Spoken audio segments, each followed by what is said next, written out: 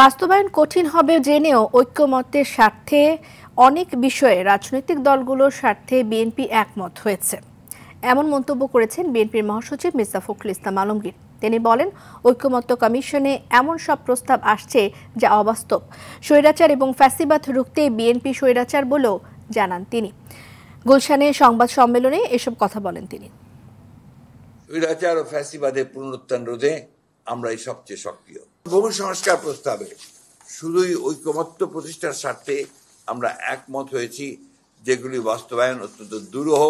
নিত্য নতুন এমন সব প্রস্তাব আসছে যেগুলো রাজনীতি, রাষ্ট্র ও সংসদ পরিচালনায় বিপুল প্রভাব ফেলবে। অধিকাংশের সুপারিশে একমত হয়েছি। এর মধ্যে উল্লেখযোগ্য 70 অনুচ্ছেদ এবং প্রধানমন্ত্রীর মেয়াদ, দুই বিষয়ে আমরা ছাড় দিয়েছি।